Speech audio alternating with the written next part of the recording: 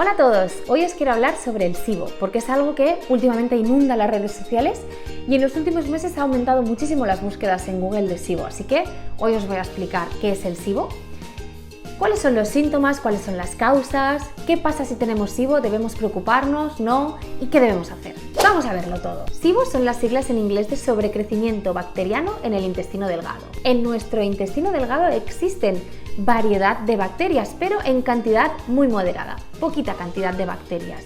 Y cuando estas sobrecrecen, cuando estas crecen demasiado, es cuando pueden aparecer los problemas y los síntomas típicos del SIBO, como dolor abdominal, hinchazón, sensación de tener como una pelota en el estómago, gases, diarrea o estreñimiento. Seguro que has oído hablar de la microbiota. Si todavía no sabes mucho acerca de la microbiota, te recomiendo que mires mi vídeo donde te explico todo lo que necesitas saber del mundo microbiota. Pero bueno, para hacer un poquito de spoiler, la microbiota serían todo el conjunto de microorganismos, que entre ellos son virus, bacterias, parásitos u hongos, que viven en ciertas zonas localizadas de nuestro organismo. Entre ellas, por ejemplo, en los pulmones, en la vagina o, en mayor cantidad, en nuestro sistema digestivo. De hecho, la microbiota intestinal es la más amplia y la más estudiada por todos los beneficios que nos aporta. Ya es conocido en la comunidad científica que cada vez se relaciona más esta microbiota con el correcto funcionamiento de nuestro organismo. Pero la microbiota no se distribuye de la misma manera en nuestro sistema digestivo. De hecho, se distribuye mayormente en el colon, en el intestino grueso. Allí es donde se encuentra casi toda nuestra microbiota. Y en el intestino delgado se encuentran algunas bacterias, pero en mucha menor cantidad que en el colon. ¿Por qué? Porque en el intestino delgado es por donde pasan todos los jugos gástricos junto con la comida disuelta y es donde se absorben los nutrientes para luego ser utilizados para el correcto funcionamiento de nuestro organismo. Y para que se absorban estos nutrientes deben ocurrir dos cosas. Una, la motilidad intestinal.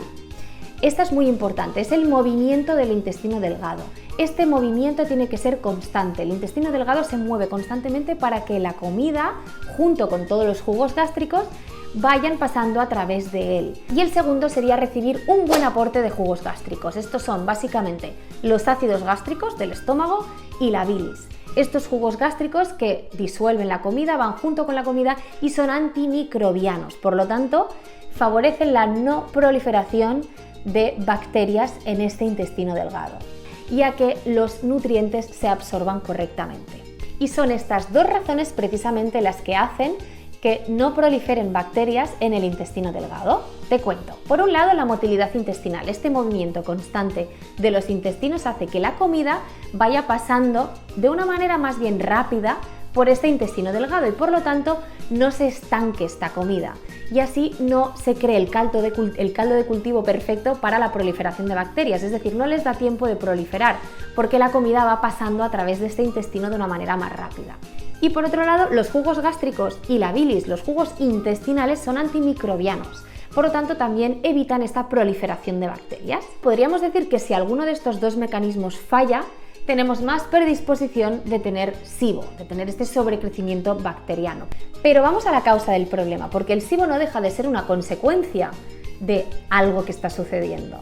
Entonces, la causa es lo importante. Trabajar en la causa es lo que realmente nos hará deshacernos del dichoso SIBO. Yo la resumiría en tres causas. La primera de todas sería una errónea producción de jugos gástricos y por lo tanto no tener este efecto antimicrobiano en el intestino. Esto es muy típico en casos de operaciones, de reducción de estómago, por ejemplo, o algún tipo de operación donde se haya reducido parte del estómago. Y otra causa también de esta errónea producción de ácidos gástricos, no solo por un tema de operación y reducción de estómago, también podría ser la toma prolongada de omeprazol. Este omeprazol reduce la producción de ácidos gástricos y por lo tanto reduce este efecto antimicrobiano. Otra causa sería una motilidad intestinal reducida. Es decir, el movimiento del intestino delgado por algún motivo se ha visto reducido.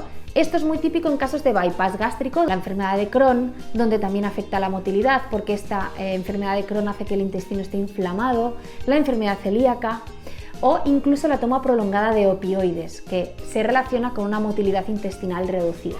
¿Qué pasa cuando se reduce la motilidad intestinal? Hemos visto que hay más probabilidad de que proliferen las bacterias porque la comida junto con los jugos gástricos están más tiempo en el intestino delgado, se estancan ahí, por lo tanto se crean más bacterias o se podrían crear más bacterias y favorecer la aparición de SIBO. Y por último también podría darse el caso de que las bacterias del colon, que es donde están y donde deben estar, pasan al intestino delgado.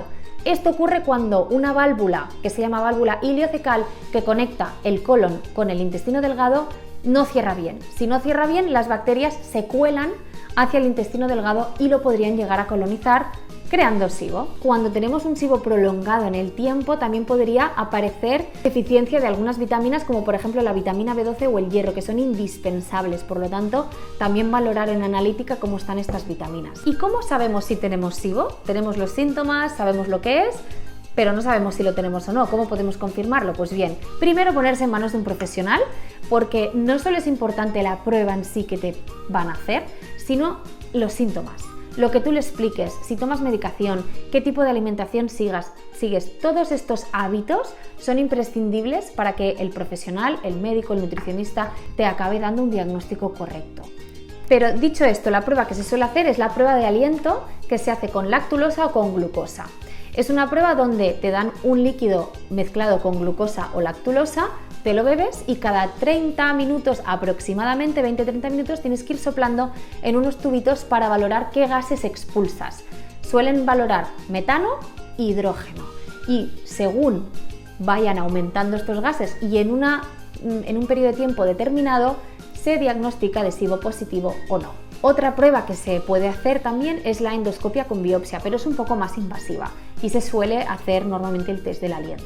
¿Cómo tratamos el SIBO? Pues bien, por un lado con la toma de antibióticos, es el tratamiento más frecuente, se toman unos antibióticos durante un periodo de tiempo para eliminar estas bacterias que están donde no deben estar. Y por otro lado, seguir una alimentación que se llama baja en FODMAPs. Los FODMAPs son un tipo de azúcares que les gustan mucho a las bacterias del intestino delgado, a las bacterias en general, pero cuando están en el intestino delgado fermentan estos FODMAPs, estos azúcares, y crean toda esta sintomatología de hinchazón, gases, diarrea o estreñimiento, en fin, todo lo que ya hemos hablado. Por lo tanto, seguir una alimentación baja en FODMAPs sería seguir una alimentación baja en fructosa, lactosa, disacáridos, monosacáridos y oligosacáridos. Por todo esto es imprescindible hacerlo bajo supervisión de un nutricionista. No os recomiendo en ningún caso que hagáis ningún tipo de dieta baja en FODMAP por vuestra cuenta, porque es una dieta que es temporal, restringe según qué tipos de alimentos y siempre tiene que haber un diagnóstico, porque si no estaríamos restringiendo algún alimento sin ser necesario.